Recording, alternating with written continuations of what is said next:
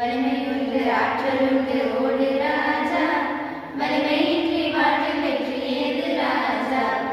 சாலையோரம் யானை ஒன்றை பார்த்த ஒருவன், பாகனிடம் யானை பற்றி கேட்டான் அவனே.